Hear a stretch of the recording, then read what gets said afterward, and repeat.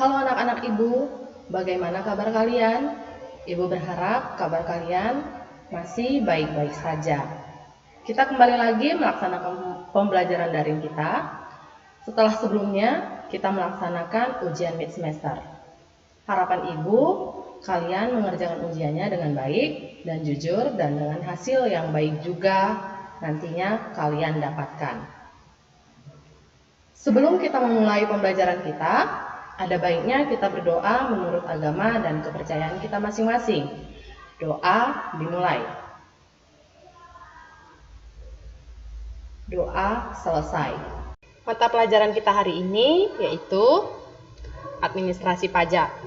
Adapun materi pelajaran yang akan kita bahas berjudul pengisian formulir SPT 1770S atau 1770S. Adapun kompetensi dasarnya menerapkan pengisian SPT tahun PPh orang pribadi sesuai dengan formulir 1770S dan formulir 1770.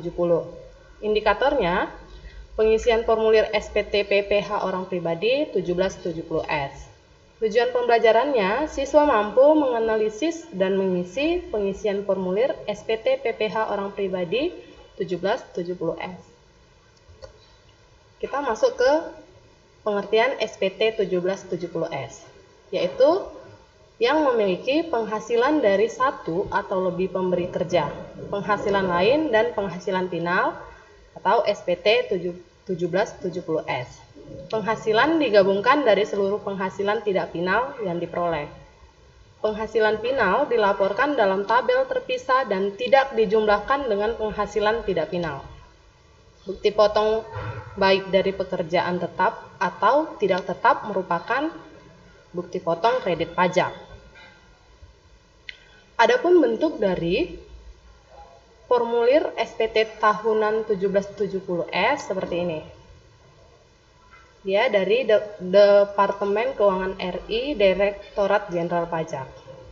Di sini ada mempunyai penghasilan yang seperti tadi Ibu bacakan pengertiannya, yaitu dari satu atau lebih pemberi kerja dalam negeri lainnya, atau yang dikenakan PPh final dan atau bersifat final. Di sudut sebelah kanan, ini diisi dengan tahun pajak yang bersangkutan. Contoh 2019. Lalu kita masuk ke pengisian identitas si wajib pajak. Yang pertama sekali kita isi yaitu di sini diisi dengan NPWP. Lalu di sini diisi dengan nama WP atau wajib pajak pribadi. Lalu pekerjaan ini diisi dengan pekerjaan si WP itu sendiri atau si wajib pajak pribadi. Lalu di sini diisi nomor telepon. Nomor telepon ini yang dapat dihubungi. Perubahan data boleh di checklist atau disilang di lampiran tersendiri atau walaupun tidak ada di checklist di kolom tidak ada. Baru yang nomor fax itu diisi nomor fax WP pribadi. Penghasilan neto. Penghasilan neto diisi dengan penghasilan neto dalam negeri sehubungan dengan pekerjaan. Berapa jumlahnya? Lalu isi juga penghasilan neto dalam negerinya. Berapa jumlahnya? Lalu yang ketiga, penghasilan neto luar negeri. Berapa isinya? Lalu kita jumlahkan penghasilan neto dalam negeri ditambah penghasilan neto dalam negeri lainnya ditambah penghasilan neto luar negeri. Kita jumlahkan. Itulah nanti jumlah penghasilan neto. Baru kita kurangkan sama penghasilan netonya, kita kurangkan sama zakat atas penghasilan yang menjadi objek pajak. Setelah kita kurangkan, itulah jumlah penghasilan neto setelah pengurangan zakat atas penghasilan pribadi. Kemudian kita isi PPh terutangnya. PPh terutang itu tarif pasal 17 Undang-Undang PPh dikali angka 8. Jadi 5% dikali penghasilan kena pajak. Kita isilah kolomnya. Kemudian jika ada pengembalian atau pengurangan PPh pasal 24 yang telah dikreditkan, itu juga kita isi. Lalu kita tambahkan, itulah namanya jumlah PPh terutang kita. Kemudian masuk kita ke kredit pajaknya. Kredit pajaknya yaitu PPh yang dipotong atau dipungut pihak lain atau ditanggung pemerintah dan atau kredit pajak luar negeri dan atau terutang di luar negeri itu diisi dari formulir S1770S1 jumlahnya di bagian C kolom 7. Jadi yang harus diisi yang 13A ini PPh yang harus dibayar sendiri sama PPh yang lebih dipotong atau dipungut. Kemudian kredit pajak itu ada juga isinya tentang PPh yang dibayar sendiri. Ada PPh pasal 25, ada STP PPh pasal 25 tetapi hanya pokoknya saja. Kemudian hitung fiskal luar negerinya. Baru kita jumlahkanlah berapa jumlah kredit pajak kita, yaitu dari nomor 14A ditambah 14C, EB ditambah 14C. Itulah hasil dari jumlah kredit pajak kita. Kemudian PPh kurang atau lebih bayar. Ini ada di pasal 29 dan di pasal 28A. Ini tanggalnya kapan mau dibayar atau kapan mau diambil lebih bayarnya. Bulannya bulan berapa, tahunnya tahun berapa. Lalu permohonannya mau permohonan PPh lebih bayar pada 16B itu melalui direstitusikan atau diperhitungkan dengan utang pajak. Itu tinggal kita checklist atau kali. Kemudian angsuran pasal 25 tahun pajak berikutnya itu besarnya dihitung berdasarkan 1/12 dikali jumlah pada angka 13. Angka 13 itu tadi PPh yang harus dibayar sendiri atau PPh yang lebih dipotong atau dipungut.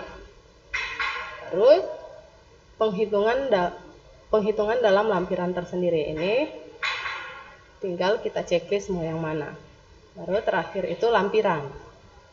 Lampiran jika yang A ada tinggal kita checklist atau kita silang sampai D, sampai surat kuasa khusus. Bila ada yang lainnya kita isi di kolom E dan seterusnya. Kemudian di sini ada surat pernyataan bahwa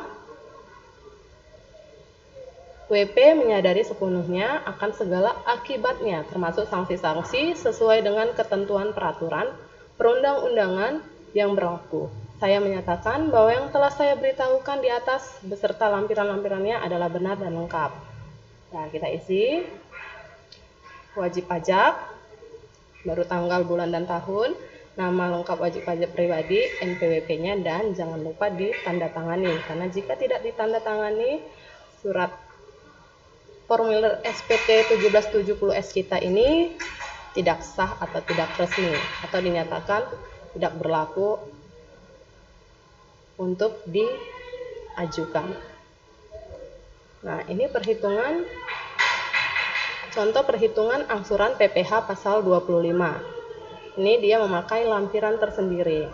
Jadi di sini ada penghasilannya itu setahun 68.400.000, penghasilan lain-lainnya 2.500.000. Lalu ini dikurangkan dan hasil pengurangannya itu penghasilan teratur tahun 2009 atau tahun pajak yang bersangkutan. Baru ada PTKP 3K, berarti tanggungannya 3 sebesar Rp21.120.000. Ini kita kurangkan dan hasilnya menjadi penghasilan kena pajak atau PKP. Baru kita kurangkan dengan PPh yang terutang 2.489.000. Dan yang terakhir setelah kita kurangkan angsuran PPh pasal 25 tahun 2009 ini dinyatakan nihil atau berjumlah 0. Sampai di sini materi pembelajaran kita. Jika ada yang belum mengerti dengan materinya, kamu bisa mengajukan pertanyaan pada forum diskusi kita, dan kamu juga bisa mencari referensi untuk menambah wawasan kalian, bisa melalui internet atau sumber lainnya. Tetap jaga kesehatan dan ikuti protokol kesehatannya. Nah, sebelum Ibu menutup pertemuan kita, Ibu akan menutup kembali pertemuan kita dengan doa. Sebelum kita mengakhirinya, mari kita berdoa menurut agama dan kepercayaan kita masing-masing. Doa dimulai.